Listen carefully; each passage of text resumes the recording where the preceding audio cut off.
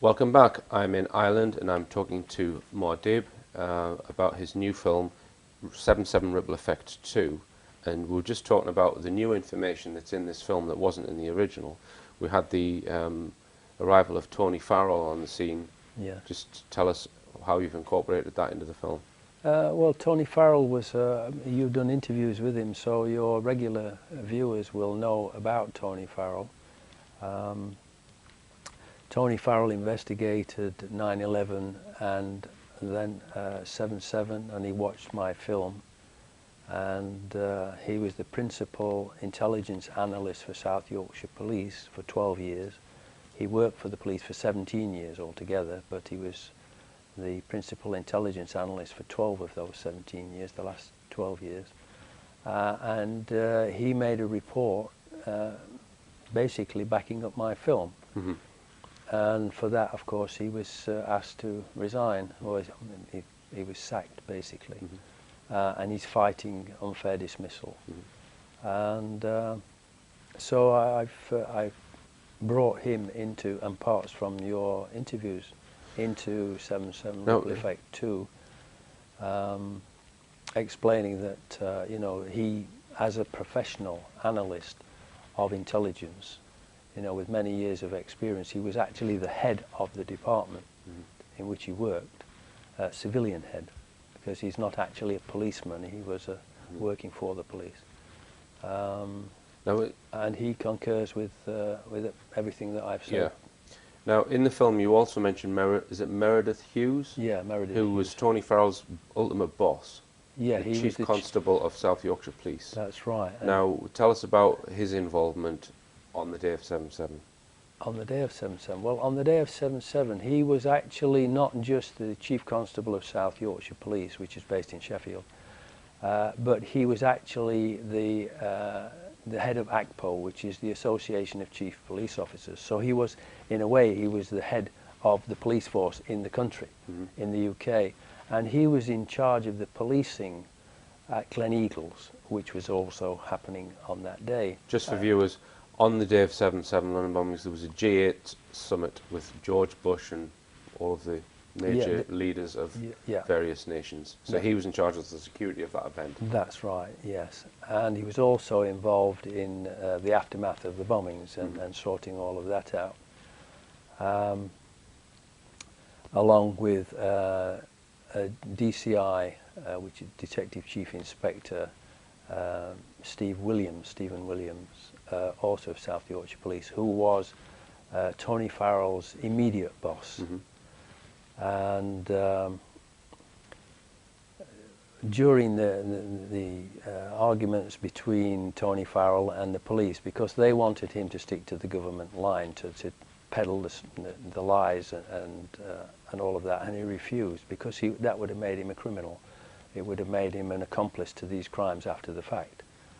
And anyway, during the course of conversations that they had, DCI Stephen Williams actually told Tony Farrell, and I have this personally from Tony, that he was in London on that day taking part of the exercise, which shoots Peter Powers' later story of how he changed from there being 1,000 people involved in the exercise to it only being a desktop exercise with him and 5 members of Reed Elsevier Publishing Company. For DCI Stephen Williams from South Yorkshire Police to be down in London on that day taking part in the exercise proves that Peter Power lied. Peter Power was also in the BBC Conspiracy Files 7/7, you know, having a go at me. So. Right, and he completely changed his story from saying there was 1,000 people involved in this exercise, and suddenly it was just a tabletop exercise. Yes, exactly. Now, at the inquest, we had some information come out, notably that there were no post-mortems carried out on any of the bodies, and you highlight that quite well in your film. Yes, I do, yes. It's important. How can you have an inquest with no post-mortem? It's never heard of. Always, a post-mortem is supposed to, an inquest is supposed to have a post-mortem, a coroner's inquest. And none were done, not one. Holes in the carriages were inconsistent with the narrative. Yeah. i.e. there were 3 holes Yeah. in one carriage when Yeah. there should have only been 1, and neither of the Yeah. holes were near where the alleged bomber was. In fact, not one single person on the train even saw the alleged bomber. Exactly. Or, well, we've Yeah. got one witness on one of the trains Yeah. who had been in a coma. Danny Biddle, he's the only person, I believe, Yeah. who said he's seen any of the alleged terrorists. Yeah, exactly. And then we've got the explosives as well. So Yeah, there's- the proof of the explosives, because they said that it was TAPT, homemade explosive. And TAPT is very, very volatile. You couldn't run with it. It's very, very volatile. If you did, you would risk blowing yourself up running a bit prematurely before you got to wherever it was you were planning to blow up in the first place. But it's usually only used in a small amount as an actual detonator for other explosives. yeah. But TAPT, other than it being very, very volatile, it explodes without any flames or heat. It doesn't generate any flames or any heat. And we know from the famous Burns mask, the picture of the woman with the white Burns mask and with a covering her face, we know that she was very badly burned, and other people were badly burned as well. So that's consistent with military grade high explosives. It's not consistent with TAPT that is supposedly brewed up in a bath. Okay. And if you talk to experts who know about how to prepare TAPT, they couldn't possibly have done it with the equipment that we were shown in this supposed bomb factory in 18 Alexandra Grove. Well, tell us about Bruce Late, because he was on one of the tubes as well, wasn't he? That's right. What did he have to say? 'Cause he Well, was in BBC Conspiracy Files. That's correct, yes. And he must be annoyed with them because they asked him to take part, interviewed him, took him to London, took him to the tubes, and had him point out where the explosion took place, where he was, where the explosion took place in the tube carriage, Yes. and that the floor had blown upwards as though there was a bomb underneath. And then the female narrator of the program tried to say that, oh, he was mistaken, he only thought. And that's not what he said. He said that's where it was, and it was under the floor, and it blew up. So I put that in, and I hope Bruce likes the fact that I backed up what he said. Okay. I mean, this is one thing that they do in these hit pieces. They'll give the official conspiracy line, and they'll explain it, and then they'll have someone on either in a suit or with letters after their name who then knocks it down. And it's a series of setups and knockdowns right the way through to try and debunk every piece of evidence with that objective, rather than looking at it with an open-minded view to get to the actual truth. Which they're supposed to do under the BBC Charter, because their reporting is supposed to be fair and balanced at all times, and it obviously isn't. Right. Now, this new version of Ripple Effect is quite a lengthy film. Yes, it is, because there's an awful lot more evidence that's come out and detail that I've put in to explain. I'm just hoping that people will sit all the way through it, because it is a lot longer than the original film. Okay. I made the original film, as you know, I made it 56 minutes purposefully, so that it could have adverts put into it, and it could be shown on an hour slot on mainstream television, hoping that at least some company somewhere, or companies, would have the courage to show it. And after that, I had a lot of people who were researchers say, oh, why didn't you put this in, and why didn't you put that in and put the other in? And I said, I kept it short, sharp, and to the point, and I kept it at that length specifically so that it could be shown on an hour slot on television. And I'm hoping now, because a lot of people won't have the patience to sit through, and they don't have the attention span to sit through a long documentary, a long film. But I'm hoping that because of the success of the original film and how many people have enjoyed it, that will convince them to watch the new longer one. Because I think everything that was in the original one is in this one. Yes, I've just added stuff. It's just been added to. I've added to it, Right. Not at the end. I've added pieces all the way throughout. through it. Yeah. So if somebody is to start watching the new film and then think, oh, I've already seen it, don't, you know, carry on watching Right. it, because it's got a lot of new stuff in it. Yeah. Now we're coming up to the anniversary, Yeah. which is this, obviously the 7th of July. It's the 7th anniversary of 7/7. Yeah, so it'll be And- 777. Yeah. So And we we know- are aware that the BBC are employing Renegade Pictures to make a new documentary, which Yeah. they've asked various people that I know, and everyone who I know has told them where to go, because Yeah. they know it's just going to be another hit piece. Yes. They were specifically asking for people who do not believe The official the story. official story. So they weren't specifically asking for anyone who has any evidence of the facts of what may have occurred. No. So they're looking for people who just do not believe the official story, rather than actually. Yeah. I And mean, we can and then predict they- what it's going to be like. Yeah, and then they will try to convince them on camera. They'll show them Yeah. what they will claim is new information, and try and convince them that the government story is the correct one, and so the Ripple Effect and the other films that have been made are wrong.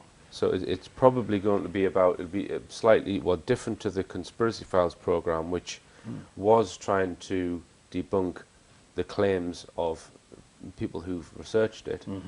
But instead, it looks like this one will be a bit like the road trip one, 9/11 road trip, Yeah, where it's going to be exposing these people as fruitcakes, basically. Yeah. That's what Yeah. what I would imagine the intention is to be. Yeah, To I attack would- the person rather than the claim or the evidence. Yeah, I would agree Yeah. with that completely. And, well, we await to see what they bring out. Now, Yeah. I would imagine they'll be bringing that out on the 7th of July. Yeah, I would think so too. On the- Because so- the 9/11 road trip was on the Yeah. 10th anniversary Yeah. of so, 9/11. So it will be on an anniversary, and yeah. because it's 7/7, it would make sense that it would be on the 7th anniversary. So you're intending to bring your new film out on that particular date. So if people log Yes. online on that date, they'll be able to watch it. Yeah. Okay. And we are looking at ways to basically chop it up to get it shown on the Showcase channel Yeah. within the Richplanet program. So that'll either be getting extra slots or making it into probably 3 episodes. Okay. Now, after you won your trial regarding their claim that you were trying to pervert the course of justice, and you clearly weren't, they originally, when they arrested you in Ireland, they confiscated a whole load of your stuff, including Yeah. computers and printers and things, Yeah. which you didn't get back for years. Yeah. And then you were in London, Yeah. staying in London, and obviously the police have to give you your stuff back. So they took your stuff from Ireland to London when they extradited you. Yes, in the same vehicle. Right, okay. So tell us about what happened when you've asked for your stuff back. Yeah, well, they took my stuff basically to try to stop me from making any more films. They took my DVD burner so that I couldn't make copies. Well, this is what they thought. They wanted to stop me making any more and sending any more copies out. They took all my computers, the burner. They took my printer.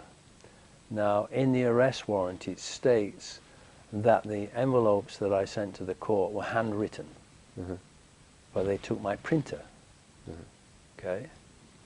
Again, to try to stop me from being able to do anything. Right, Because, right. you know, I needed a printer for making labels, for doing all Yeah. kinds of stuff. Like, you need a printer. Yeah. So there was absolutely no justification for them taking my printer, but they did. Along with it, some copies of the disc and other stuff.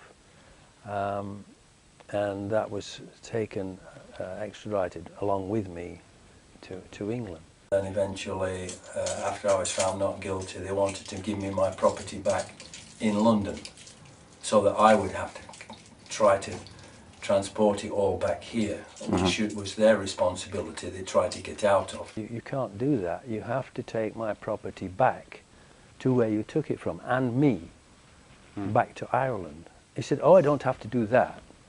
So I said, well, the European Arrest Warrant Act 2003 says that you do.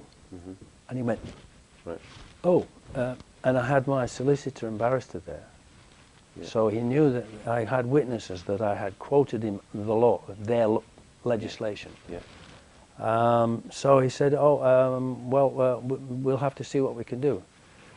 And subsequent to that, I had a telephone conversation with him, and I asked them to take me back in the car that they'd brought me from Ireland, me with my property, back to where they'd taken us from, which would be the right thing to do. Mm-hmm. And he refused to do that. He said, "Oh, I don't have to do that."